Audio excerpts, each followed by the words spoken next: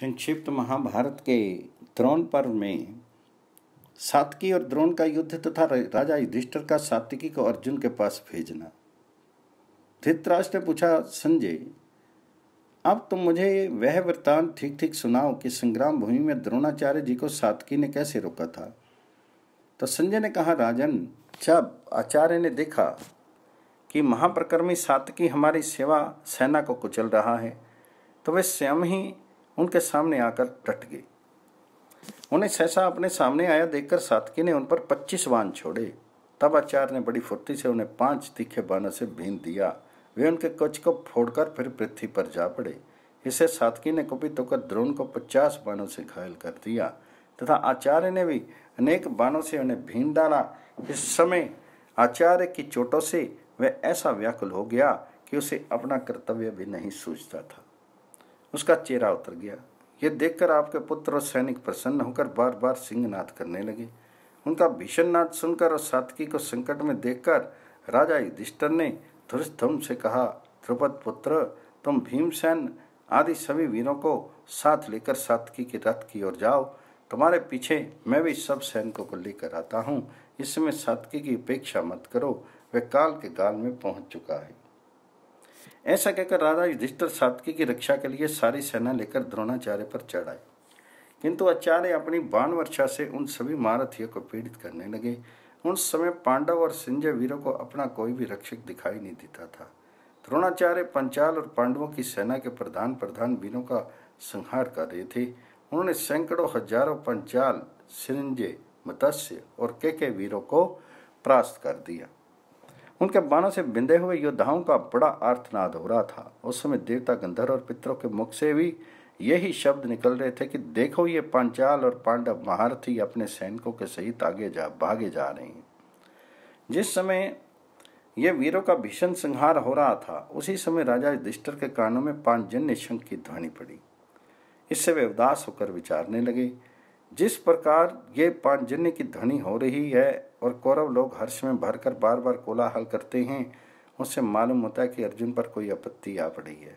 इस विचार के उठने से उनका हृदय व्याकुल हो उठा और उन्होंने गद कंठ होकर सात्विकी से कहा, शिनी पुत्र, पूर्व काल में सत्पुरुषों ने संकट के समय मित्र का जो धर्म निश्चय किया है, इस समय उसे दिखाने का अवसर आ गया है। मैं सब योद्धाओं की ओर देखकर विचार करता हूँ कि तुमसे बढ़कर मुझे अपना कोई हेतु दिखाई नहीं देता, और मेरा ऐसा विचार है कि संकट के समय उसी से काम लेना चाहिए जो अपने से प्रीति रखता हो और सदा अपने अनुकूल ही रहता हो।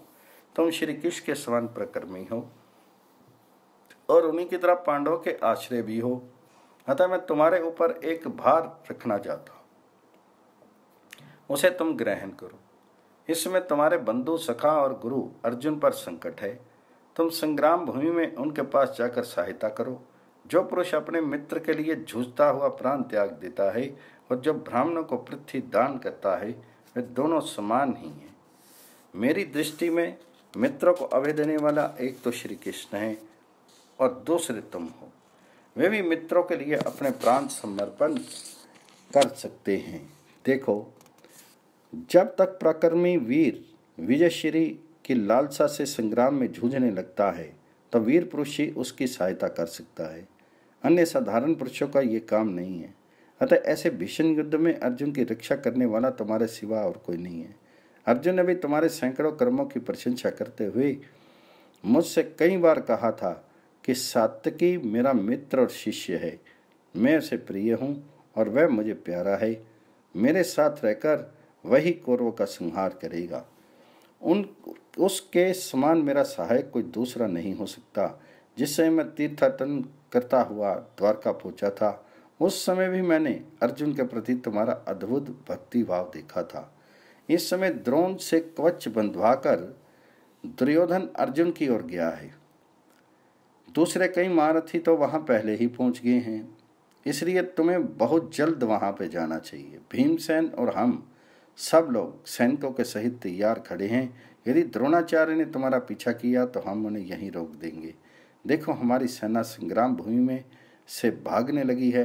रथी, घुड़सवार और पैदल सेना के इधर उधर भागने से सब और धूल उठ रही है। मालूम होता है अर्जुन को सिंधु सौवीर देश के वीरों ने खेल लिया है। वे सब जयद्रथ के लिए अपने प्राण देने को तैयार हैं, इसलिए इन्हें परास्त किए बिना जयद्रथ को भी नहीं जीता जा सकेगा। आज महाबाहु अर्जुन ने सूर्योदय के समय कौरवों की सेना में प्रवेश किया था। अब दिन ढल रहा है, पता नहीं अब तक वह जीवित भी है या नहीं। कौरवों की सेना समुद्र के समान अपार है। संग्राम में एकाएकी देवता लोग भी इनके सामने नहीं टिक सकते, इसलिए अर्जुन ने अकेले ही प्रवेश किया है। उनकी चिंता के कारण आज युद्ध करने में मेरी बुद्धि कुछ भी काम नहीं कर रही है। जगतपति श्री कृष्ण तो दूसरों की भी रक्षा करने वाले हैं, इसलिए उनकी मुझे कोई चिंता नहीं है। मैं तुमसे सच कहता हूं, यदि तीनों लोग मिलकर भी श्री कृष्ण से लड़ने आए तो उन्हें भी वे संग्राम में जीत सकते हैं। फिर इस धृतराष्ट्र के पुत्रों की अत्यंत बलहीन सेना की तो बात ही क्या है, किंतु अर्जुन में ये बात नहीं है। उसे यदि बहुत से योद्धाओं ने मिलकर पीड़ा पहुंचाई तो वह तो प्राण छोड़ देगा। अतः जिस मार्ग से अर्जुन गया है उसी से तुम भी बहुत जल्द उसके पास जाओ। आजकल वृष्णिवंशी वीरों में तुम और महाबाहु प्रद्युम्न दो ही अतिरथी समझे जाते हो। तुम असंचालन में साक्षात नारायण के समान, बल में श्री बलराम जी के समान और पराक्रम में स्वयं अर्जुन के समान हो। अतः मैं तुम्हें जो काम सौंप रहा हूँ उसे पूरा करो। इस समय प्राणों की परवाह न करके संग्राम भूमि में निर्भय होकर विचरो। भैया देखो, अर्जुन तुम्हारा गुरु है और श्री कृष्ण तुम्हारे और अर्जुन दोनों ही के गुरु हैं। इस कारण से भी मैं तुम्हें जाने का आदेश दे रहा हूँ। तुम मेरे कथन को टाल मत देना, क्योंकि मैं भी तुम्हारे गुरु का गुरु हूँ और इसमें श्री कृष्ण का, अर्जुन का और मेरा एक ही मत है। इसलिए तुम मेरी आज्ञा मानकर अर्जुन के पास जाओ। धर्मराज के इस प्रेम युक्त, मधुर, सम्योचित और युक्ति युक्त कथन को सुनकर सात्विकी ने कहा, राजन, आपने अर्जुन की सहायता के लिए मुझसे जो न्याययुक्त बात कही है वह मैंने सुनी। वैसा करने से मेरा यश ही बढ़ेगा। अर्जुन के लिए मुझे अपने प्राणों को बचाने का तनिक भी लोभ नहीं है, और आपकी आज्ञा होने पर तो इस संग्राम भूमि में ऐसा कौन काम है जो मैं ना करूं। इस दुर्बल सेना की तो बात ही क्या, आपके कहने पर तो मैं देवता, असुर और मनुष्यों के सहित तीनों लोकों में से संग्राम कर सकता हूँ। मैं आपसे सच कहता हूँ, आप इस दुर्योधन की सेना में से मैं सभी और युद्ध करूँगा और इसे परास्त कर दूंगा। मैं कुशल पूर्वक अर्जुन के पास पहुँच जाऊँगा और जयद्रथ का वध होने पर फिर आपके पास लौटूंगा। किंतु मतिमान अर्जुन और श्री कृष्ण ने मुझसे जो बात कह रखी है वह भी मैं आपकी सेवा में अवश्य निवेदन कर देता हूँ। अर्जुन ने सारी सेना के बीच में श्री कृष्ण के सामने ही मुझसे बहुत जोर देकर कहा था कि जब तक मैं जयद्रथ को मारकर आऊं तब तक तुम बड़ी सावधानी से महाराज की रक्षा करना। मैं तुम पर या महारथी प्रद्युम्न पर ही महाराज की रक्षा का भार सौंपकर निश्चितता से जयद्रथ के पास जा सकता हूं। तुम द्रोण को जानते ही हो, वे कौरव पक्ष के सभी वीरों में श्रेष्ठ हैं। उन्होंने धर्मराज को पकड़ने की प्रतिज्ञा कर रखी है, अतः वह इसी ताक में हैं और उन्हें पकड़ने की उनमें शक्ति भी है। परंतु याद रखना, यदि किसी प्रकार सत्यवादी युधिष्ठिर उनके हाथ में पड़ गए तो हम सबको अवश्य पुनः वन में जाना पड़ेगा। इसलिए आज तुम विजय, कीर्ति और मेरी प्रसन्नता के लिए संग्राम भूमि में महाराज की रक्षा करते रहना। राजन, इस प्रकार सव्यसाची पार्थ ने द्रोणाचार्य से सरदा शिशंक होने के कारण आज आपकी रक्षा का भार मुझे सौंपा था। मुझे भी संग्राम भूमि में उनका सामना करने वाला प्रद्युम्न के सिवा और कोई दिखाई नहीं देता। यदि आज यहाँ कृष्ण कुमार प्रद्युम्न जी होते तो मैं उन्हें आपकी रक्षा का भार सौंप देता और वे अर्जुन के समान ही आपकी रक्षा कर लेते। किंतु अब यदि मैं चला जाऊंगा तो आपकी रक्षा कौन करेगा? और अर्जुन की ओर से तो आप कोई चिंता मत करें, वे कोई भी भार अपने ऊपर लेकर फिर उससे कभी नहीं घबराते। आपने जिस सवीर, सिंधु देशी, उत्तरीय, दक्षिणात्य योद्धाओं की बात कही है तथा जिन कर्ण आदि रथियों का नाम लिया है वे सब तो रथ आंगन में कुपित हुए अर्जुन के 16वें अंश के बराबर भी नहीं है। यदि पृथ्वी भर के देवता, असुर, मनुष्य, राक्षस, किन्नर और नाग आदि चराचर जीव पार्थ से युद्ध करने को तैयार हो जाएं, तो वे सब भी उनके सामने नहीं ठहर सकते। इन सब बातों पर विचार करके आपको अर्जुन के विषय में कोई शंका नहीं करनी चाहिए। जहां महाप्रकर्मी वीरवर श्री कृष्ण और अर्जुन हैं, वहां काम में किसी प्रकार की अड़चन नहीं पड़ सकती। आप अपने भाई की दैवी शक्ति, शस्त्र कुशलता, योग, सहनशीलता, कृतज्ञता और दया पर ध्यान दीजिए, और जब मैं उनके पास चला जाऊंगा तो उस समय द्रोणाचार्य जिस विचित्र अस्त्रों का प्रयोग करेंगे उसके विषय में भी विचार कर लीजिए। राजन, अपनी प्रतिज्ञा की रक्षा के लिए आचार्य आपको पकड़ने के बहुत उत्सुक हैं, अतः आप अपने बचाव का उपाय कर लीजिए।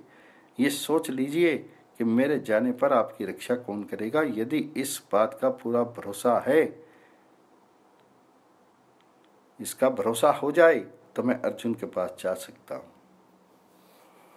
युधिष्ठिर बोले, सात्यकी, तुम जैसा कहते हो ठीक ही है, किंतु जब मैं अपनी रक्षा के लिए तुम्हें रखने और अर्जुन की सहायता के लिए भेजने के विषय में विचार करता हूं तो मुझे दोबारा तुम्हारा जाना ही अधिक अच्छा मालूम होता है। अतः अब तुम अर्जुन के पास पहुंचने का प्रयत्न करो, मेरी रक्षा तो भीमसेन कर लेंगे। इनके सिवा भाइयों के सहित धृष्टद्युम्न, अनेकों महाबली राजा लोग, द्रौपदी के पुत्र, 5 के राजकुमार, राक्षस घटोत्कच, विराट, ध्रुवद, महारथी शिखंडी, महाबली धृष्टकेतु, कुंती भोज, नकुल, सहदेव तथा पांचाल और संजय वीर भी सावधानी से मेरी रक्षा करेंगे। इनके कारण अपनी सेना के सहित द्रोण और कृतवर्मा मेरे पास तक पहुंचने या मुझे कैद करने में समर्थ नहीं हो सकेंगे।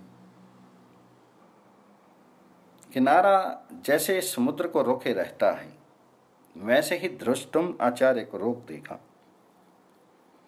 इसने कवच, बाण, खड़ग, धनुष और आभूषण धारण किए द्रोण का नाश करने के लिए ही जन्म लिया है, इसलिए तुम इसके ऊपर पूरा भरोसा रखकर चले जाओ, किसी प्रकार की चिंता मत करो।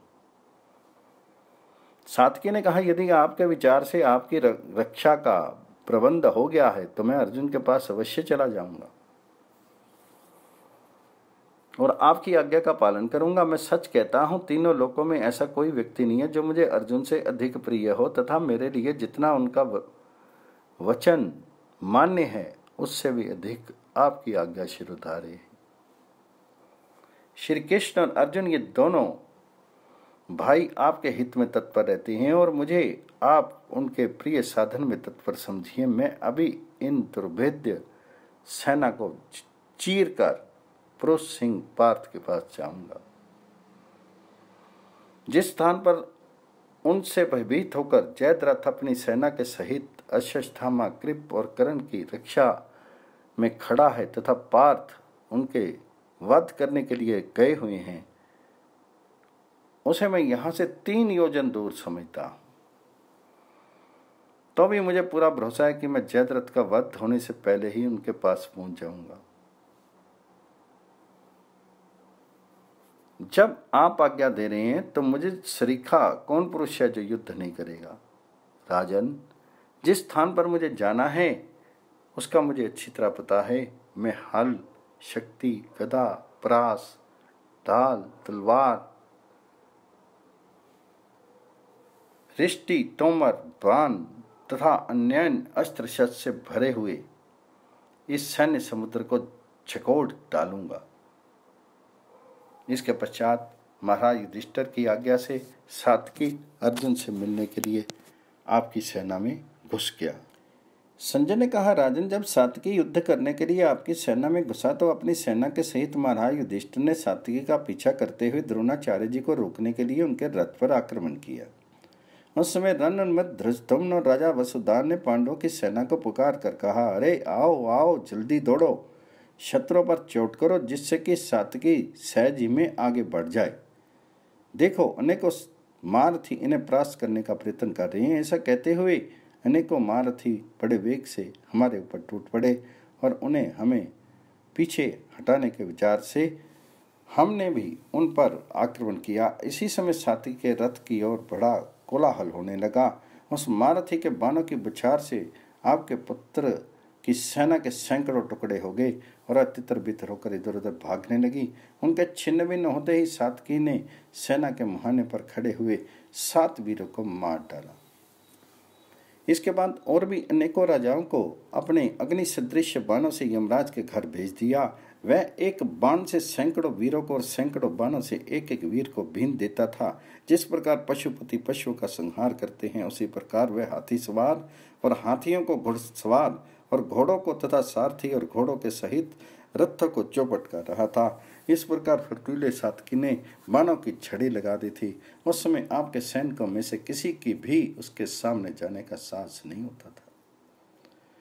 उसकी बाण वर्षा से घायल होकर वे ऐसे डर गए कि उसे देखते ही मैदान छोड़कर भागने लगे। सात्विकी के तेज से वे ऐसे चक्कर में पड़ गए कि उस अकेले को ही अनेक रूपों में देखने लगे। वे जिधर जाते उधर ही उन्हें सात्विकी दिखाई देता था। इस प्रकार आपके बहुत से सैनिकों को मारकर और सेना को अत्यंत छिन्न भिन्न करके वह उसमें घुस गया।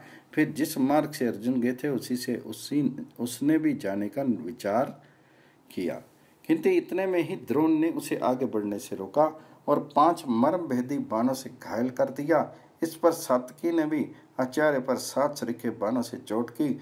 तब द्रोण ने सारथी और घोड़ों के सहित सात्विकी पर 6 बाण छोड़े। आचार्य का वह प्रकर्म सात्विकी सह नहीं सका। उसने भीषण सिंहनाद करते हुए उन्हें क्रमशः 10, 6 और 8 बाणों से घायल कर दिया। इसके बाद 10 बाण और छोड़े और एक से उसके सारथी को, 4 से चारों घोड़ों को और एक से उनकी ध्वजा को बीन दिया। इस पर द्रोण ने बड़ी फुर्ती से टिड्डी दल के समान बाणों की वर्षा करके उसे सारथी, रथ, ध्वजा और घोड़ों के सहित एकदम ढक दिया। तब आचार्य ने कहा, अरे तेरा गुरु तो कायरों की तरह मेरे सामने से युद्ध करना छोड़कर भाग गया था। मैं तो युद्ध में लगा हुआ था। इतने ही में मैं मेरी प्रदक्षिणा करने लगा। अब तू यदि मेरे साथ युद्ध करता रहा तो जीता बचकर नहीं जा सकेगा। सात्विकी ने कहा, ब्राह्मण आपका कल्याण हो। मैं तो धर्मराज की आज्ञा से अर्जुन के पास ही जा रहा हूँ, इसलिए यहाँ मेरा समय नष्ट नहीं होना चाहिए। शिष्य लोग तो सदा अपने गुरुओं के मार्ग का ही अनुसरण करते आए हैं, अतः जिस प्रकार मेरे गुरु जी गए हैं उसी प्रकार मैं भी अभी जाता हूँ। राजन, ऐसा कहकर सात्विकी द्रोणाचार्य को छोड़कर तुरंत ही वहां से चल दिया। उसे बढ़ते देखकर आचार्य को बड़ा क्रोध हुआ। वह अनेकों बाण छोड़ते हुए उनके पीछे दौड़े, फिर सात्विकी पीछे नहीं लौटा। वह अपने पहने बाणों से कर्ण की विशाल वाहिनी को भींत कर कौरवों की अपार सेना में घुस गया।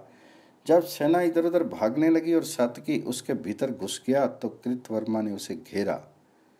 उसे सामने आया हुआ देख सात्विकी ने 4 बाणों से उसके चारों घोड़ों को घायल कर दिया और फिर 16 बाणों से उनकी छाती पर वार किया। इस पर कृतवर्मा ने कुपित होकर सात्विकी की छाती में वत्स दंत नाम का एक बाण मारा। वह उसके कवच और शीत को छेद कर खून से लथपथ होकर पृथ्वी में घुस गया। फिर उसके अनेकों बाणों से सात्विकी के धनुष और बाण भी काट डाले। सात्विकी ने तुरंत दूसरा धनुष चढ़ाया। उसे सहस्त्रों बाण छोड़कर कृतवर्मा और उसके रथ को बिल्कुल ढक दिया। फिर एक भल्ल से उसके सारथी का सिर भी उड़ा दिया। सारथी न रहने से घोड़े भाग उठे। इससे कृतवर्मा भी घबराहट में पड़ गया, किंतु थोड़ी ही देर में सावधान होकर उसने स्वयं ही घोड़ों की बागडोर संभाल ली और निर्भयतापूर्वक शत्रुओं को संतप्त करने लगा। इतने ही में सात्विकी कृतवर्मा की सेना में निकलकर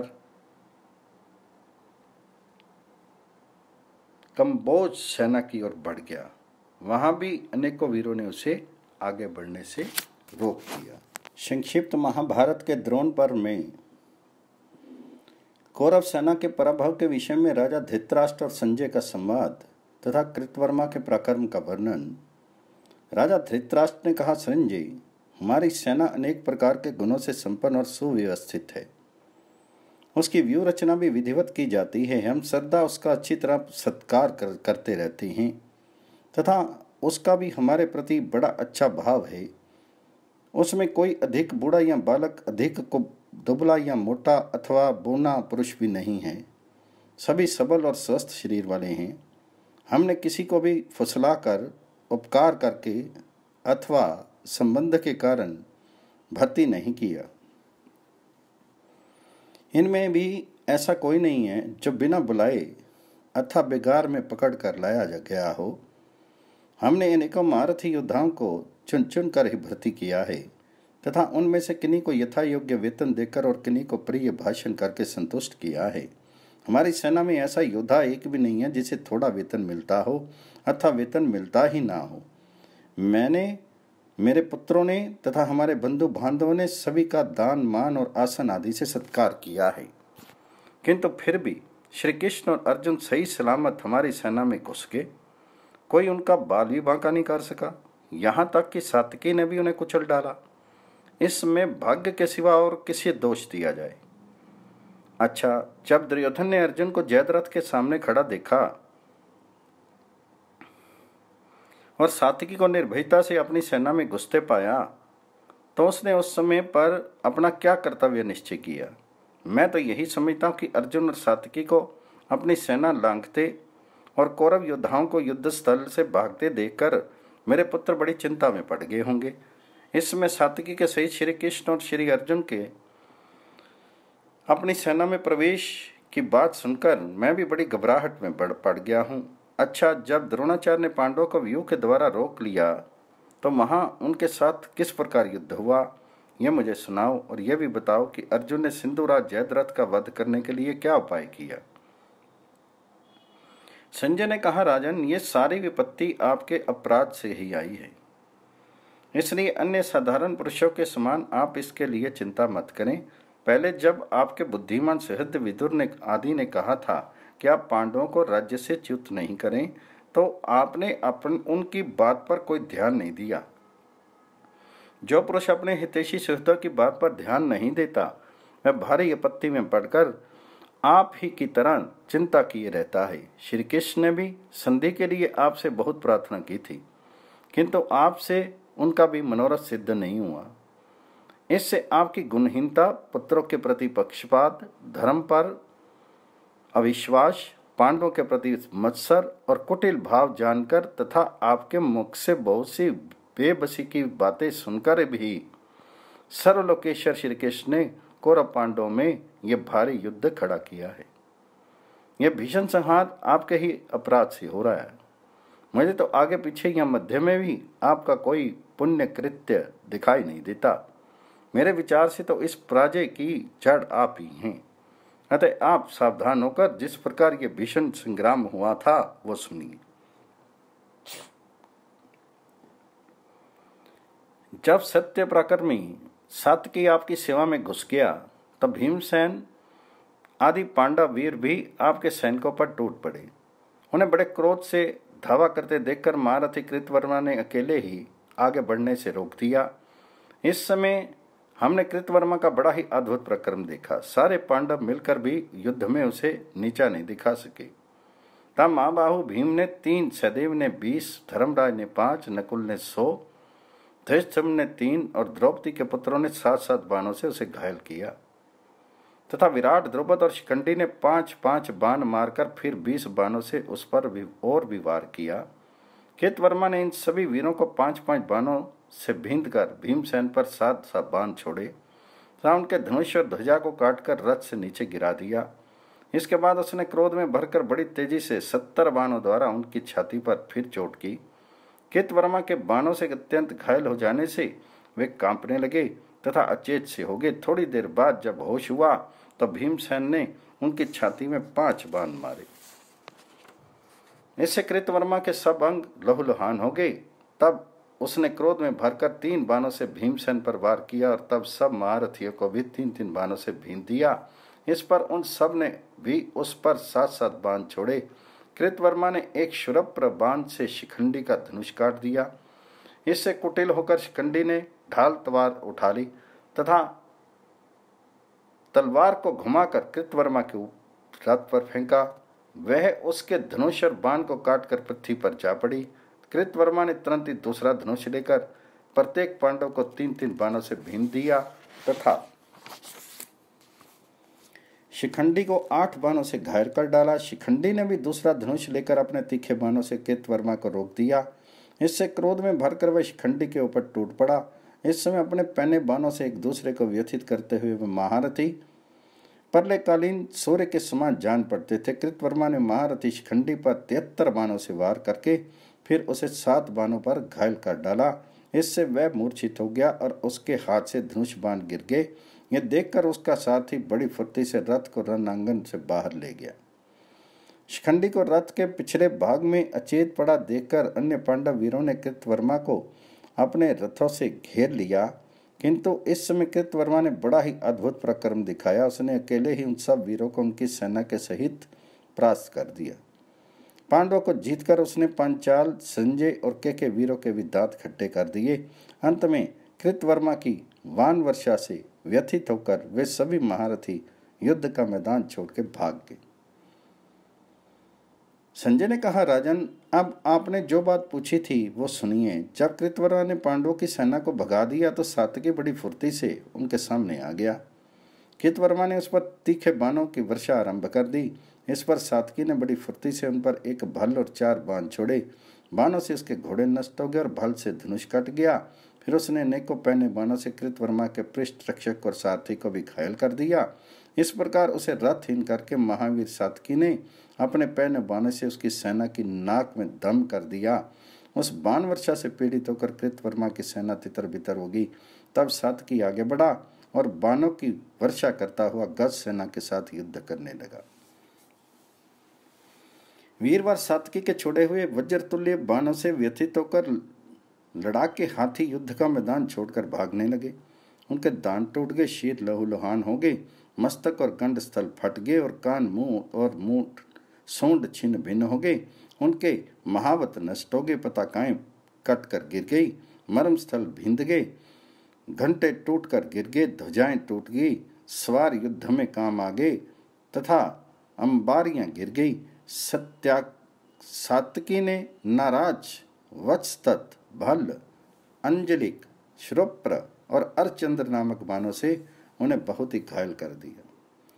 इससे वह चिंगाड़ते, खून उगलते और मलमूत्र छोड़ते इधर उधर भागने लगे। इसी समय एक हाथी पर सवार हुआ महाबली जलसंध अपना धनुष घुमाता सात्यकी पर चढ़ाया। सात्यकी ने उसके हाथी को अकस्मात आक्रमण करते देखकर अपने बाणों से रोक दिया। इस पर जलसंध ने बाणों द्वारा सात्यकी की छाती पर वार किया। सात्यकी बाण छोड़ना ही चाहता था कि जलसंध ने एक नाराज से उसका धनुष काट डाला तथा 5 बाणों से उसे भी घायल कर दिया। परंतु महाबाहु सात्यकी बहुत से बाणों से घायल हो जाने पर भी टस से मस नहीं हुआ। उसने तुरंत ही दूसरा बाण लिया और 60 बाणों से जलसंध के विशाल वक्षस्थल पर वार किया। अब जलसंध से ने ढाल और तलवार उठाई तथा तलवार को घुमाकर सात्यकी के ऊपर फेंका। वे उसके धनुष को काटकर पृथ्वी पर जा पड़ी।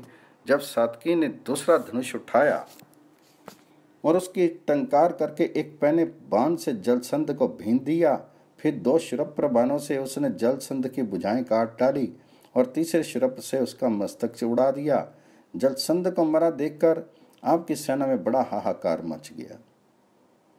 आपके योद्धा पीठ दिखाकर जहां तहां भागने का प्रयत्न करने लगे। इतने ही में शस्त्रधारियों में श्रेष्ठ आचार्य द्रोण अपने घोड़ों को दौड़ाकर सात्यकी के सामने आ गए।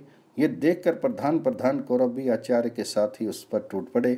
तब सात्यकी पर द्रोण ने 77, दुर्मर्शन ने 12, दुस्सह ने 10, विकर्ण ने 30, दुर्मुख ने 10, दुशासन ने 8 और चित्रसेन ने 2 बाण छोड़े।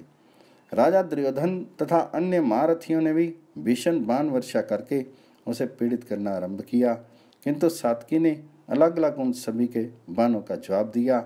उसने द्रोण के 3, दुस्सह के 9, विकर्ण के 25, चित्रसेन के 7, दुर्मर्शन के 12, विषंवंशी के 8, सत्यव्रत के 9 और विजय के 10 बाण मारे। फिर वह दुर्योधन पर टूट पड़ा और उस पर बाणों की बड़ी गहरी चोट करने लगा। दोनों में तुमुल युद्ध छिड़ गया और दोनों ही ने अपने अपने धनुष संभाल कर बाणों की वर्षा करते हुए एक दूसरे को दृश्य कर दिया। दुर्योधन के बाणों ने सात्विकी को बहुत ही घायल कर दिया तथा सात्विकी ने भी अपने बाणों से आपके पुत्र को भीन डाला। आपके दूसरे पुत्रों ने भी आवेश में भरकर सात्विकी पर बाणों की झड़ी लगा दी, किंतु उसने प्रत्येक पर पहले 5-5 बाण छोड़कर फिर 7-7 बाणों से वार किया और फिर बड़ी फुर्ती से 8 बाणों द्वारा दुर्योधन पर चोट की। इसके पश्चात उसने उसके धनुष और ध्वजा को भी काट कर गिरा दिया। फिर 4 तीखे बाणों से चारों घोड़ों को मारकर एक बाण से सारथी का भी काम तमाम कर दिया। अब दुर्योधन के पैर उखड़ गए। वह भागकर चित्रसेन के रथ पर चढ़ गया। इस प्रकार अपने राजा को सात्विकी द्वारा पीड़ित होते देखकर सब और हाहाकार होने लगा। उस कोलाहल को सुनकर बड़ी फुर्ती से महारथी कृतवर्मा सात्विकी के सामने आया। उसने 26 बाणों से सात्विकी को, 5 से उसके सारथी को, 4 से चारों घोड़ों को घायल कर डाला। इस पर सात्विकी ने बड़ी तेजी से उस पर 80 बाण छोड़े। उसकी चोट से अत्यंत घायल होकर कृतवर्मा कांप उठा। उसके बाद सात्विकी ने 63 बाणों से उसके चारों घोड़ों को और 7 से सारथी को भीन डाला। फिर एक अत्यंत तेजस्वी बाण कृतवर्मा पर छोड़ा। वह उसके कुछ को फोड़कर खून से लथपथ हुआ पृथ्वी पर गिर पड़ा। उसकी चोट से कृतवर्मा का शीर लहूलुहान हो गया। उसके हाथ से धनुष बाण गिर गए और वह अत्यंत पीड़ित होकर घुटनों के बल रथ की बैठक में गिर गया। इस प्रकार कृतवर्मा को परास्त करके सात्विकी आगे बढ़ा। अब द्रोणाचार्य उसके सामने आकर बाणों की वर्षा करने लगे। उन्होंने 3 बाणों से सात्विकी के लाट पर चोट की तथा और भी अनेकों बाणों से उस पर वार किया, परंतु सात्विकी ने 2-2 बाण मारकर उन सभी को काट दिया। इस बार आचार्य ने हंसकर पहले 30 और फिर 50 बाण छोड़े। इससे सात्विकी का क्रोध भड़क उठा। उसने 9 पहने बाणों से द्रोण पर वार किया तथा उसके सामने ही 100 बाणों से उनके सारथी और ध्वजा को भी भीन डाला। सात्विकी की ऐसी फुर्ती देखकर आचार्य ने 70 बाणों से उसके सारथी को बींध कर 3 से उसके घोड़ों पर चोट की। फिर 1 बाण से रथ की ध्वजा काटकर दूसरे से उसका धनुष काट डाला। इस पर सात्विकी ने एक भारी गदा उठाकर द्रोण के ऊपर फेंकी। उसे सहसा अपने ऊपर आते देखकर आचार्य ने बीच ही में अनेकों बाणों से काट कर गिरा दिया। फिर उसने दूसरा धनुष ले उससे बहुत से बाण बरसाकर द्रोण की दाहिनी भुजा को घायल कर दिया। इससे उसे बड़ी पीड़ा हुई और उन्होंने एक अर्धचंद्र बाण से सात्विकी का धनुष काटकर एक शक्ति से उसके सारथी को मूर्छित कर दिया। इस समय सात्विकी ने बड़ा ही अति मानुष कर्म किया। वह द्रोणाचार्य से युद्ध करता रहा और साथ ही घोड़ों की लगाम भी संभाले रहा। फिर उसने 1 बाण से द्रोण के सारथी को भूमि पर गिराकर उसके घोड़ों को बाणों द्वारा इधर उधर भगाना आरंभ किया। वे उसके रथ को लेकर रणांगन में हजारों चक्कर काटने लगे। उस समय सभी राजा राजकुमार कोलाहल मचाने लगे, किंतु सात्विकी के बाणों से व्यथित होकर वे सब भी मैदान छोड़कर भाग गए। इससे आपकी सेना फिर अव्यवस्थित और तितर बितर होने लगी। सात्विकी के बाणों से पीड़ित होकर आचार्य के घोड़े हवा हो गए और उन्होंने फिर उन्हें व्यू के द्वार पर ही लाकर खड़ा कर दिया। आचार्य ने पांडव और पांचालों के प्रयत्न से अपने व्यू को टूटा हुआ देखकर फिर सात्विकी की ओर जाने का विचार छोड़ दिया और वे पांडव और पांचालों को आगे बढ़ने से रोककर व्यू की ही रक्षा करने लगे। संजय ने कहा, राजन, इस प्रकार द्रोणाचार्य तथा कृतवर्मा आदि आपके वीरों को परास्त करके सात्विकी ने अपने सारथी से कहा, सूत, हमारे शत्रुओं को तो श्री कृष्ण और अर्जुन पहले ही भस्म कर चुके हैं। हम तो इनकी पराजय में केवल निमित्त मात्र हैं और पुरुष श्रेष्ठ अर्जुन के मारे हुए योद्धाओं को ही मार रहे हैं। सारथी ने ऐसा कहकर वह शिनी कुलभूषण सब और बाण की वर्षा करता अपने शत्रु पर टूट पड़ा। उसे बढ़ता देख राजकुमार सुदर्शन क्रोध में भरकर सामने आया और बलात् उसे रोकने लगा। उसने सात्विकी पर सैकड़ों बाण छोड़े, परंतु उसने उन्हें अपने पास पहुंचने से पहले ही काट डाला। इस प्रकार सात्विकी ने सुदर्शन पर जो बाण छोड़े उसने भी 2-2, 3-3 टुकड़े कर दिए। फिर उसने धनुष को कान तक तानकर 3 बाण छोड़े। वे सात्विकी के कवच को फोड़कर उसके शीर में घुस गए। साथ ही 4 बाणों से उसने सात्विकी के घोड़ों पर ही वार किया। तब सात्विकी ने बड़ी फुर्ती से अपने तीखे तीरों द्वारा सुदर्शन के चारों घोड़ों को मारकर बड़ा सिंहनाद किया। फिर एक भल से सुदर्शन के सारथी का सिर काटकर एक शूरप्र द्वारा उसका कुंडल मंडित मस्तक भी धड़ से अलग कर दिया। इस प्रकार राजा दुर्योधन के पुत्र सुदर्शन का संहार करके सात्विकी को बड़ा हर्ष हुआ। फिर वह आपकी सेना को अपने बाणों की बौछार से हटाकर सबको विस्मय में डालता हुआ अर्जुन की ओर चला। मार्ग में उसके सामने जो शत्रु आता था उसी को वह अग्नि के समान अपने बाणों में होम कर देता था। उसके इस अद्भुत पराक्रम की अनेकों अच्छे अच्छे वीर प्रशंसा कर रहे थे। अब उसने अपने सारथी से कहा, मालूम होता है महावीर अर्जुन यहाँ कहीं पास ही हैं, क्योंकि उनके गांडीव धनुष का शब्द सुनाई दे रहा है। मुझे जैसे जैसे शकुन हो रहे हैं उनसे यह निश्चय होता है कि सूर्य इससे पहले ही जयद्रथ का वध कर देंगे। अब तुम थोड़ी देर घोड़ों को आराम कर लेने दो। फिर जिस और शत्रुओं की सेना है तथा जिधर दुर्योधन आदि राजा तथा कंबोज यमन शक किरात दरद वरवर ताम्र लिप्तिक तथा अनेकों म्लेच्छ खड़े हैं उधर ही रथ ले चलना। ये सब मेरे साथ ही युद्ध करने की तैयारी में हैं। जब रथ हाथी और घोड़ों के सहित इन सब का संहार हो जाए तभी तुम समझना कि हमने इस दुष्तर व्यू को पार किया है। सारथी ने कहा, वार्ष्णेय, यदि क्रोध में भरे हुए साक्षात परशुराम जी भी आपके सामने आ जाएं तो मुझे कोई घबराहट नहीं होगी। इस गऊ के खुर के समान तुच्छ संग्राम की तो बात ही क्या है। कहिए, अब किस रास्ते से मैं आपको अर्जुन के पास ले चलूं? सात्विकी ने कहा, आज मुझे इन मुंड लोगों का संहार करना है, इसलिए तुम मुझे कंबोजों की ओर ही ले चलो। गुरुवार अर्जुन से मैंने जो शस्त्र विद्या सीखी है आज मैं उसका कौशल दिखाऊंगा। जब मैं क्रोध में भरकर चुने चुने योद्धाओं का वध करूंगा तो दुर्योधन को यही भ्रम होगा कि इस जगत में 2 अर्जुन हैं। महात्मा पांडवों के प्रति मेरी जैसी प्रीति और भक्ति है उसे इन राजाओं के सामने शस्त्र वीरों का संहार करके मैं प्रकट करूंगा। आज कौरव को मेरे बलवीर और कृतज्ञता का पता चल जाएगा। सात्विकी के ऐसा कहने पर सारथी ने बड़ी तेजी से घोड़ों को हाँका और तुरंत ही उसे यवनों के पास पहुंचा दिया। जब उन्होंने सात्विकी को अपनी सेना के समीप आया देखा तो वे बड़ी सफाई से बाणों की वर्षा करने लगे, किंतु सात्विकी ने अपने तीखे बाणों से उनके बाण एवं अन्य अस्त्रों को बीच ही में काट दिया और वे उनके पास तक फटक भी नहीं सके। इसके बाद वह बाणों की वर्षा करके उनके सिर और भुजाओं को काटने लगा। वे बाण उनके लोहे और कांसे के कवचों को फोड़कर शीर को छेदते हुए पृथ्वी पर गिरने लगे। इस प्रकार वीर सात्विकी के मारे हुए सैकड़ों म्लेच्छ प्राणहीन होकर पृथ्वी पर गिर गए। वह धनुष को कान तक खींचकर जो बाण छोड़ता था उससे एक एक बार में ही 5-5, 6-6, 7-7, 8-8 यवनों का काम तमाम कर देता था। इस प्रकार उसने हजारों कंबोज शक शवर किरात वरवर को धाराशायी करके रणभूमि को मांस और रक्त से लथपथ तथा अगम्य सी कर दिया। सात्विकी के बाणों से मरे हुए उन वीरों से सारी पृथ्वी भर गई।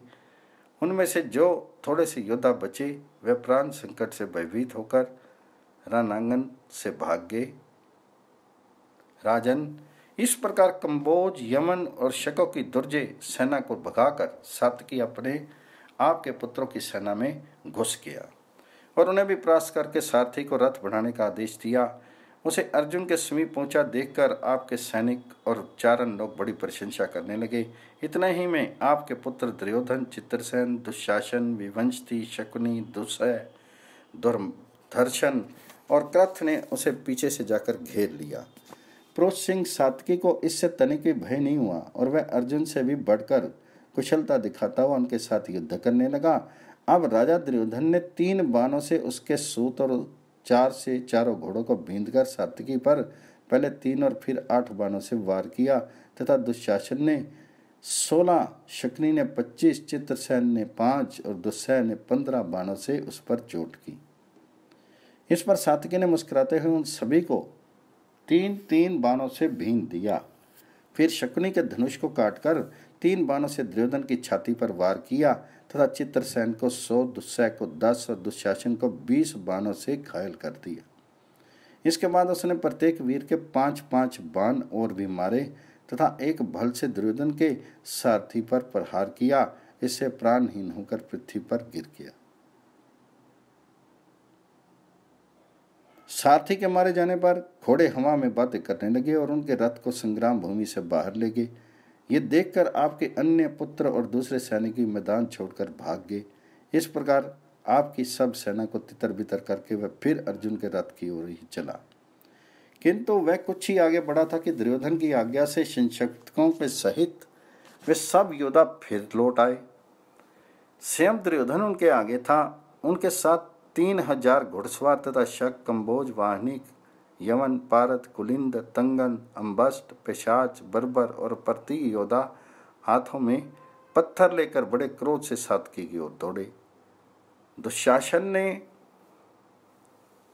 इसे मार डालो ऐसा कह के सबको उत्साहित किया और सात्विकी को चारों ओर से घेर लिया। इस समय हमने सात्विकी का बड़ा ही अद्भुत पराक्रम देखा। वह अकेला ही बेखटके उन सब के साथ संग्राम कर रहा था तथा रथ सेना, गज सेना, घुड़सवारों के सहित उन सभी अनार्यों का संहार करता जाता था। जब वे मार खाकर भागने लगे तो उनसे दुशासन ने कहा, अरे भागते क्यों हो?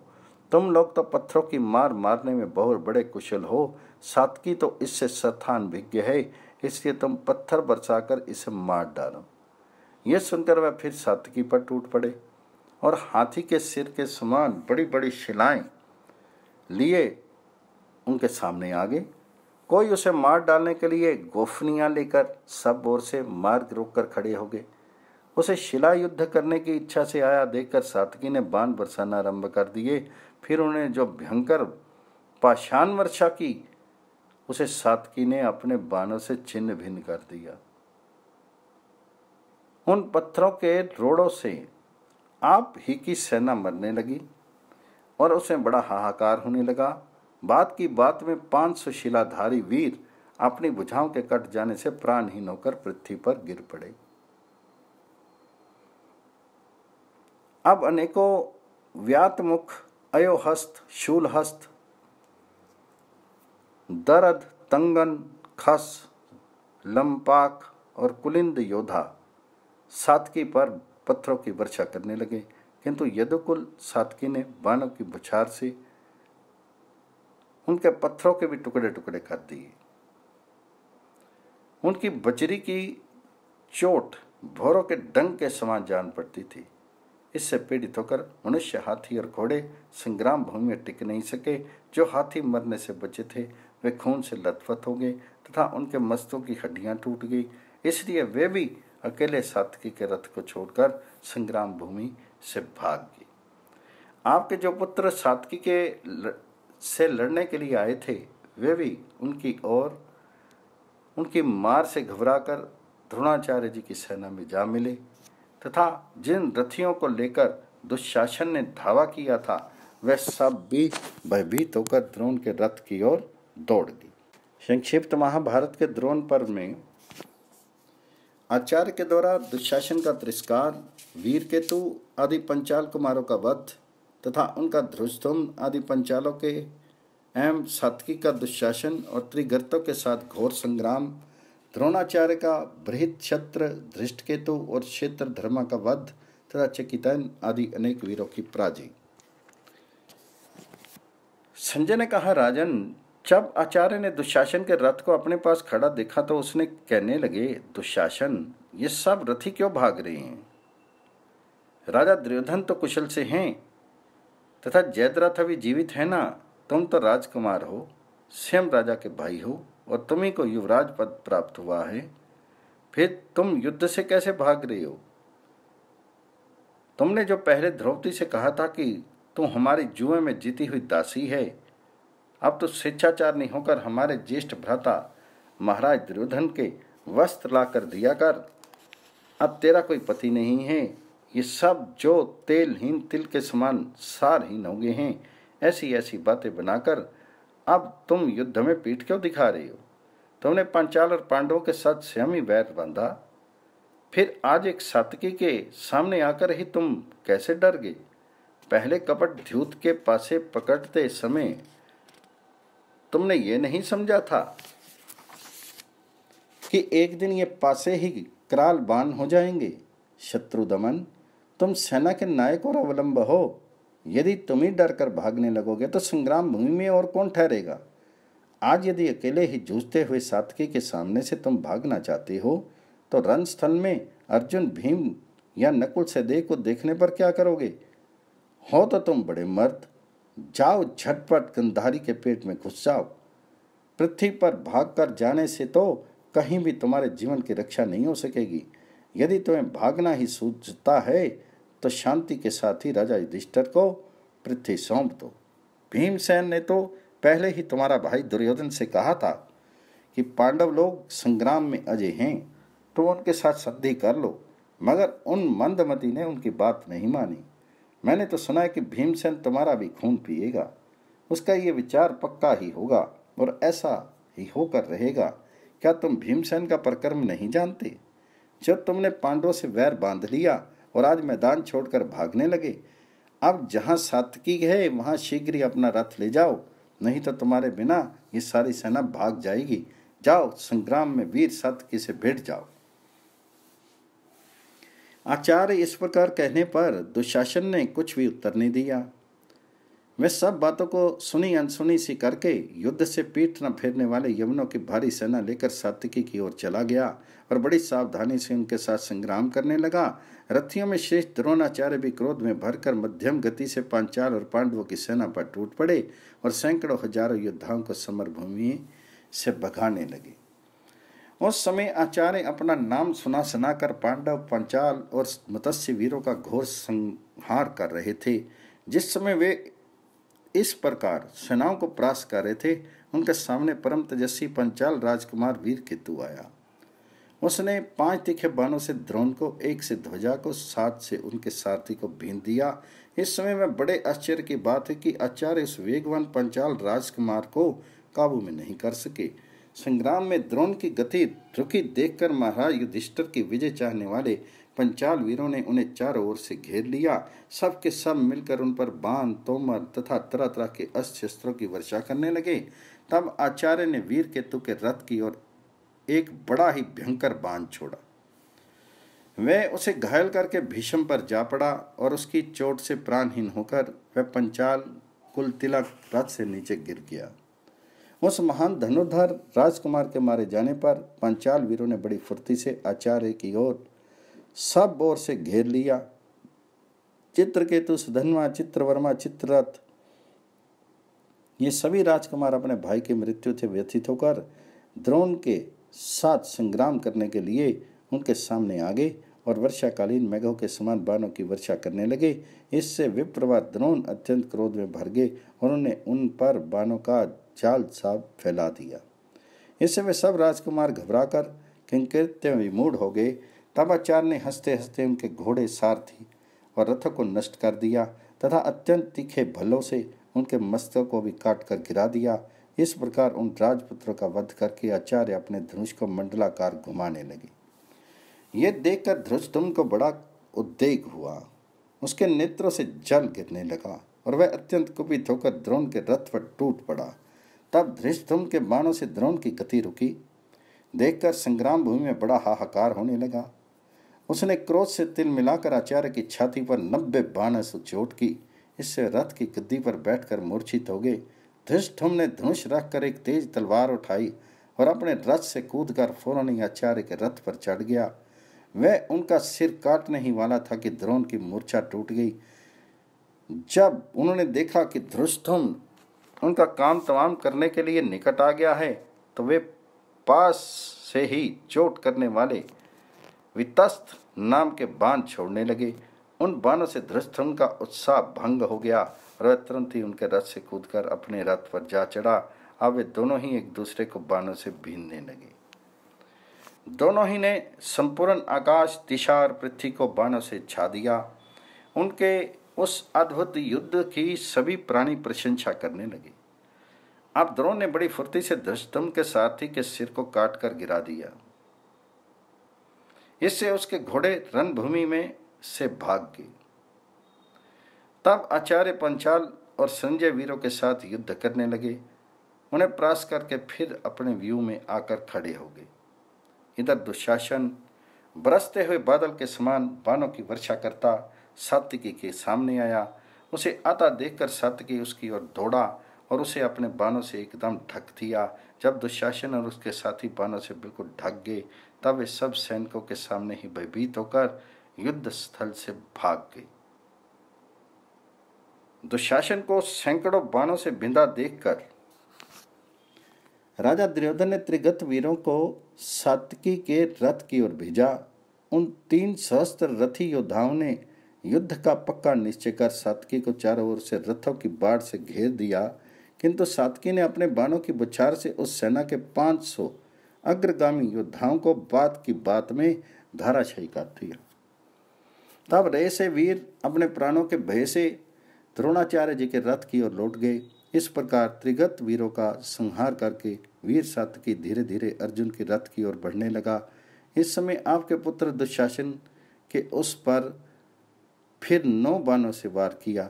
तब सात्विकी ने उन पर 5 बाण छोड़े और उनके धनुषों को भी काट डाला। इस प्रकार सबको विस्मय में डालकर वह फिर अर्जुन के रथ की ओर बढ़ने लगा।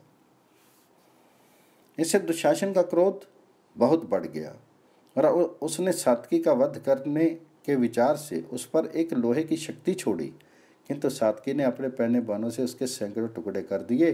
तब दुशासन ने दूसरा धनुष लेकर उसे बाणों से भीन डाला और सिंह के समान गर्जना की। इससे सात्विकी का क्रोध भड़क उठा और उसने दुशासन की छाती को 3 बाणों से घायल करके एक भल से उनके धनुष को और 2 से उनके रथ की ध्वजा तथा शक्ति को काट डाला। फिर कई तीखे बाण छोड़कर उनके दोनों पार्श्व रक्षकों को मार डाला। तब त्रिगत सेनापति उसे अपने रथ पर चढ़ाकर ले चला।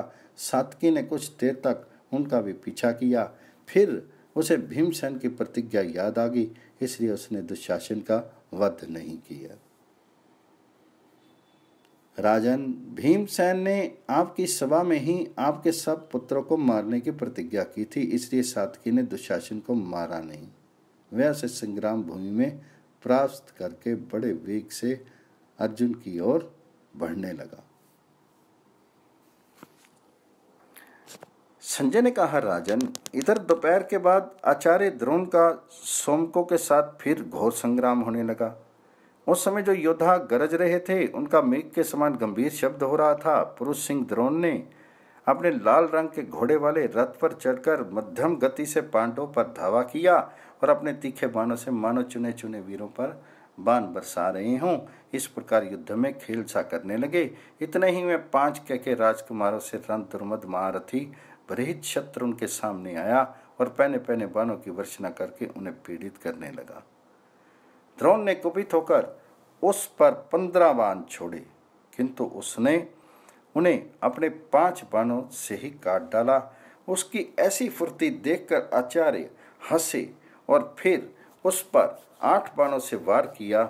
ये देखकर बृहत्क्षत्र ने उन्हें उतने ही पहने बाण छोड़कर नष्ट कर दिया। बृहत्क्षत्र का ऐसा दुष्कर कर्म देखकर आपकी सेना को बड़ा आश्चर्य हुआ। तब द्रोण ने अत्यंत दुर्जय ब्रह्मास्त्र प्रकट किया। उसे के राजकुमार ने ब्रह्मास्त्र से ही नष्ट कर दिया। तब आचार्य पर 60 बाणों से चोट की। इस पर विप्रवर द्रोण ने उस पर एक नाराज छोड़ा। वह उसके कवच को फोड़कर पृथ्वी में घुस गया। इससे बृहत्क्षत्र का क्रोध बहुत बढ़ गया तथा उसने 70 बाणों से द्रोण को और एक से उसके सारथी को घायल कर डाला। तब आचार्य ने अपनी वाहन वर्षा से मारथी बृहत्क्षत्र का नाक में दम कर दिया और उसके चारों घोड़ों का भी काम तमाम काट डाला। फिर एक बाण से सूत को और 2 से ध्वजा एवं छत्र को काटकर रथ से नीचे गिरा दिया। इसके बाद एक बाण तानकर बृहत्क्षत्र की छाती में मारा। इससे उसकी छाती फट गई और पृथ्वी पर जा गिरा। इस प्रकार के महारथी बृहत्क्षत्र के मारे जाने पर शिशुपाल का पुत्र महाबली धृष्टकेतु द्रोणाचार्य के ऊपर टूट पड़ा।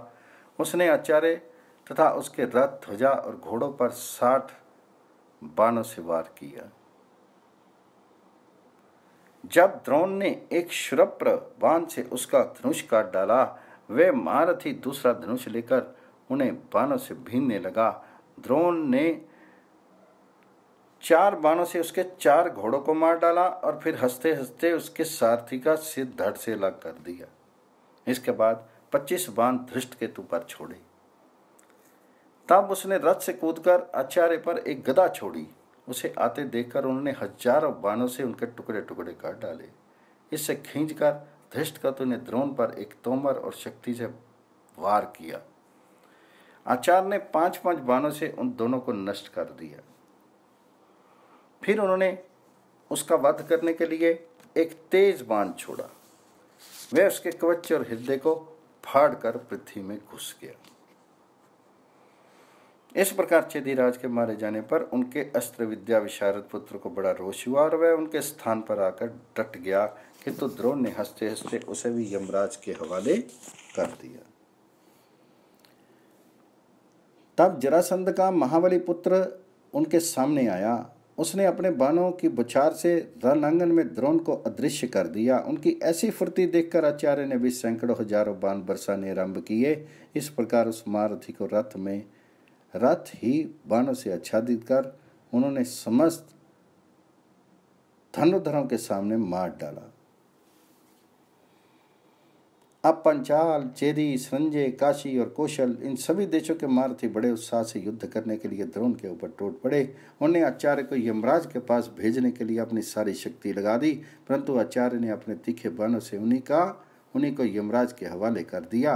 द्रोण के ऐसे कर्म देखकर महाबली चित्रधर्मा उनके सामने आया और एक अर्धचंद्र बाण से उनका धनुष काट डाला।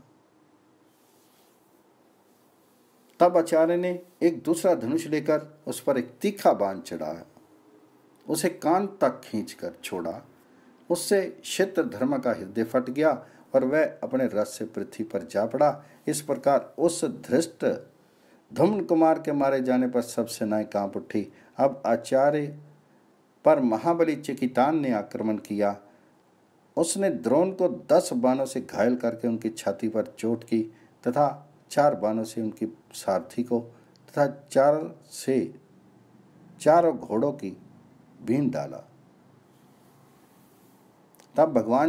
तब आचार्य ने 3 बाणों से उनकी छाती और भुजाओं पर वार किया।